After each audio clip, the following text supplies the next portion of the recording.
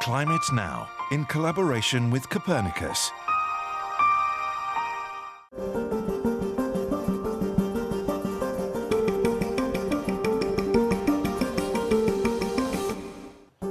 Hello and welcome to Climate Now, our unique monthly update on what's really happening to our planet.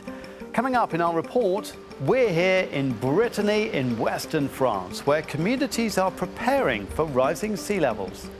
We will have to protect ourselves from this increase in coastal flooding that is going to happen in any case by the end of the century.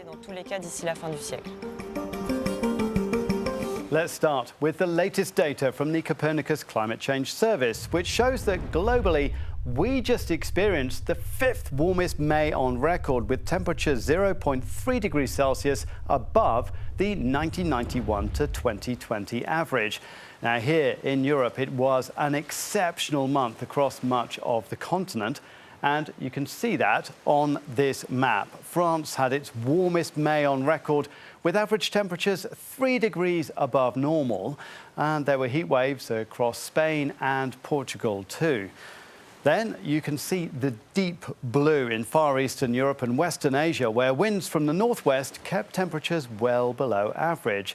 Now, if we zoom out to look at the planet as a whole, you can see the global context for temperature anomalies last month, showing how it was warmer than average in a huge band across Central Asia and Siberia. And then look at the large area of blue over the Eastern Pacific, where the La Niña phenomenon continues. Now, that mass of cooler water is connected to some of the extreme climate events that we have seen in recent months, including the heavy rain in Australia and the drought in the western United States. Now, to our report. Last month, the French government published this map of 126 seaside towns and villages which will have to update their urban planning laws because of coastal erosion. It's a problem that's aggravated by accelerating sea level rise as a result of climate change. So what does it mean for the communities on the front line? I met the mayor of Plougonvelin in Brittany to find out more. Here in Plougonvelin, they're learning that when it comes to climate change, you need to plan ahead. To do so, Mayor Breton actually asked to be on the French government list to redraw his urban planning map. By taking this decision, we want to avoid people and property being hit by erosion of the cliff face and big impacts to their homes 30 to 40 to 50 years down the line. It's all about preempting these issues so that people can prepare themselves. In the next 6 months, experts will decide which zones of the village are at risk, and the government will help finance adaptation measures. The mayor is already testing out some natural defences.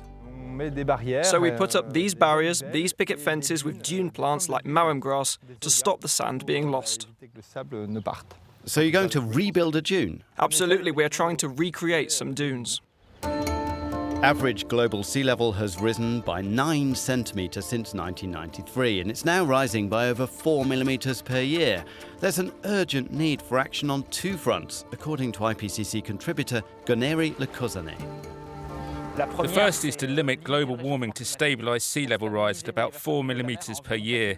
And the second is to adapt either by protecting, relocating or avoiding building in low-lying areas to actually limit the impacts of sea level rise. By the end of the century, every French coastal community should be prepared for damaging storm surges amplified by sea level rise, according to researcher Élisée Chéniaud. Rare events, like coastal flooding, that today might happen once every 100 years, will in the future happen once every year. In Plougonvelin, the cliff face is losing several centimetres per year. The urban planning map will need a thorough overhaul, but the mayor is not too concerned. We have to watch out, of course, and be careful, but it's not all doom and gloom.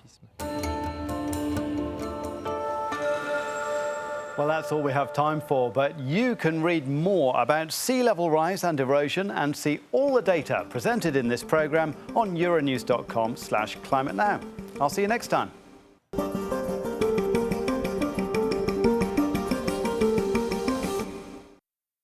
Climate Now, in collaboration with Copernicus.